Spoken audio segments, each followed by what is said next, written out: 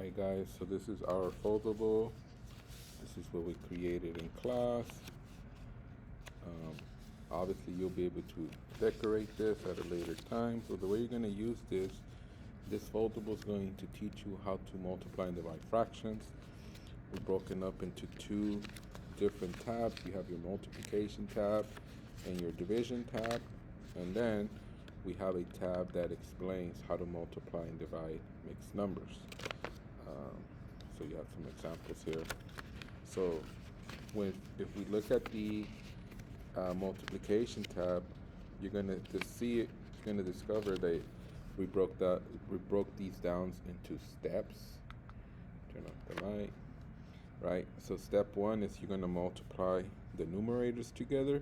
So if we look at this problem, we have 1/2 times 2/5, right? We're identifying what does each number in the fraction represent. So quote unquote, the number on top, that's your numerator. Quote unquote, the number on the bottom, that's your denominator. So in step one, it says you're going to multiply the numerators. So see, I'm multiplying, if we have this problem, 1/2 times 2/5, 1 times 2, those are our numerators. So that's why we're multiplying them together. And then step two says multiply the denominators. Well, the denominators is the number in the bottom. So here we have 2 and 5, so we multiply 2 and 5. When we do this math, 2 times 1 equals 2. 2 times 5 equals 10. So we get a fraction, a product of 2/10. However, 2/10 is correct, but it is not simplified. So therefore, we need to find common factors. Remember, we worked on finding common factors of numbers. So if we break up the 2 by its factors, 2 and 1, and then if we break up 10 by its factors, it's 10 and 1, 5 and 2, and they have the 2 in common. So that means that we can divide both by 2. 2 divided by 2 equals 1. 10 divided by 2 equals 5. That's how we do multiplying fractions. In the area of division, see, we have our division problem right here.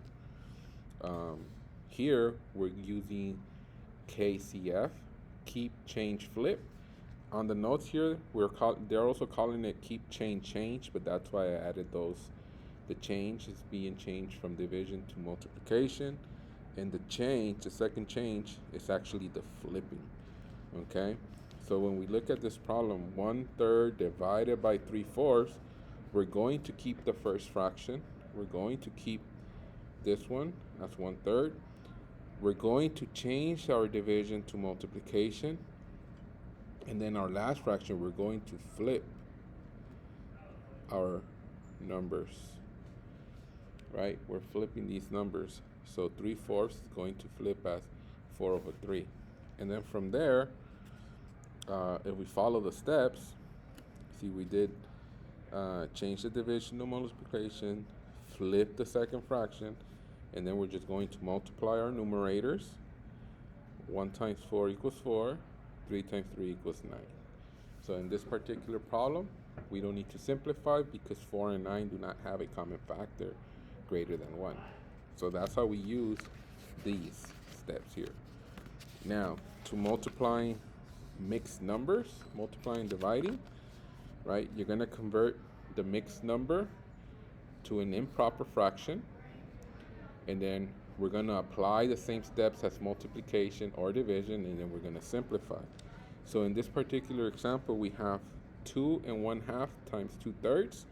Well, I need to convert 2 and 1/2 to an improper, and the way we do that is we multiply our whole number times our denominator, and then we add the numerator. So 2 times 2 plus 1 is going to give us 5, all over the same denominator, which is 2. So 2 and 1/2 is equivalent to 5/2, or 5/2. We now rewrite our problem as 5/2 times 2/3. We multiply our numerators, 10. We multiply our denominator, 6. So 10/6. 10/6 are even, so we can divide by 2, and we're left with 5/3. We're going to convert this improper to a mixed number. 3 can go into 5 one time. We get remainder 2. So our final answer is 1 and 2/3. Okay. Hopefully this helped. And remember to use your notes, use your foldable as a reference guide.